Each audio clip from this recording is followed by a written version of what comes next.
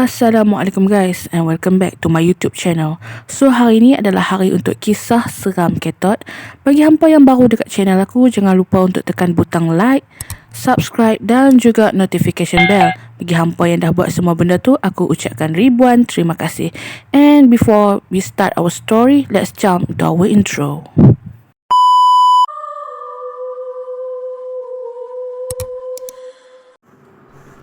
Sebelum tu, di kesempatan ni juga aku nak ucapkan selamat Hari Raya Aidilfitri, maaf zahir dan batin kepada seluruh umat Islam di dunia dan juga terutama sekali pendengar kisah seram Ketot.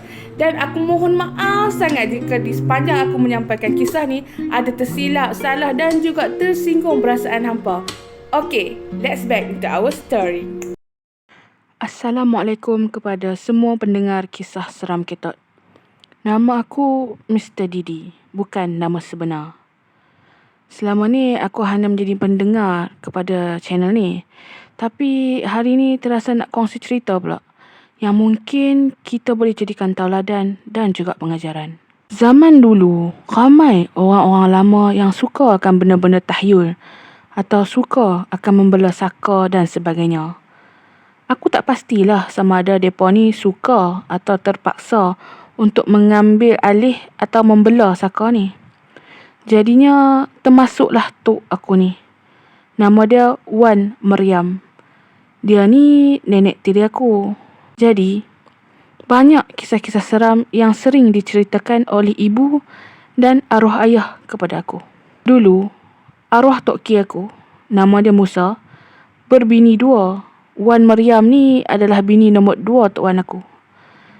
Tok aku pula bernama Zahrah, mempunyai 5 orang anak, dan Wan Maryam pula ada 2 orang anak. Tapi tok aku ni, dia meninggal semasa melahirkan anak dia yang nombor 5.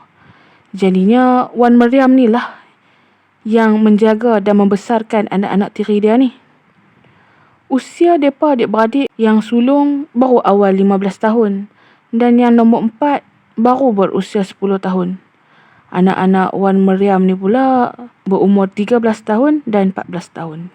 Di awal kehidupan 5 beradik ni amatlah harmoni, dibesarkan dalam kehidupan yang sederhana.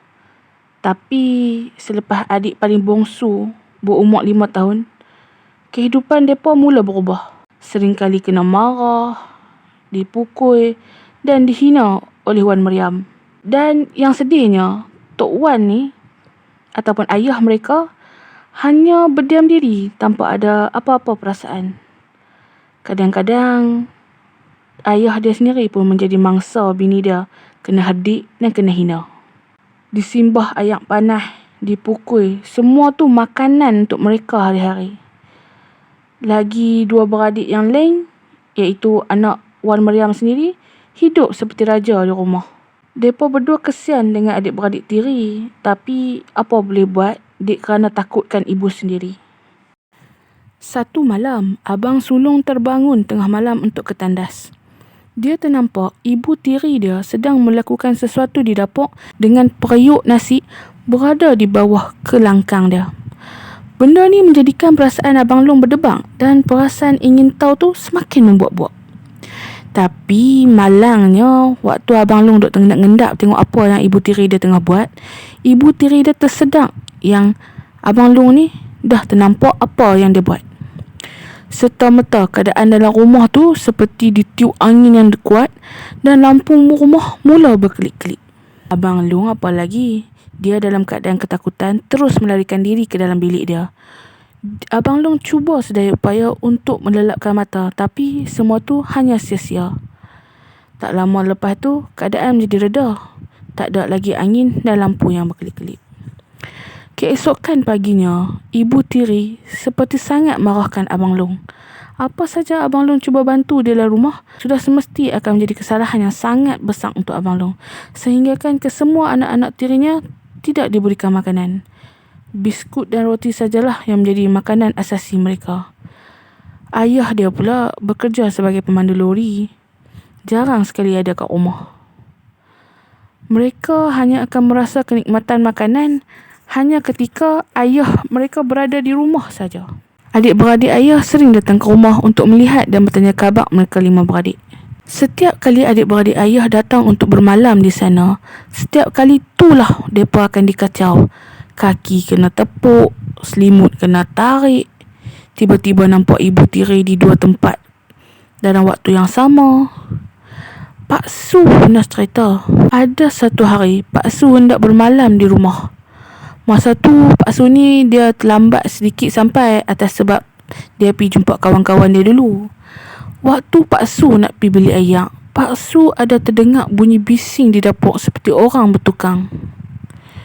Pak Su pun menjengah ke dapur. Alangkah terkejutnya Pak Su apabila melihat Wan Meriam sedang makan ayam mentah dengan tersangatlah rakusnya.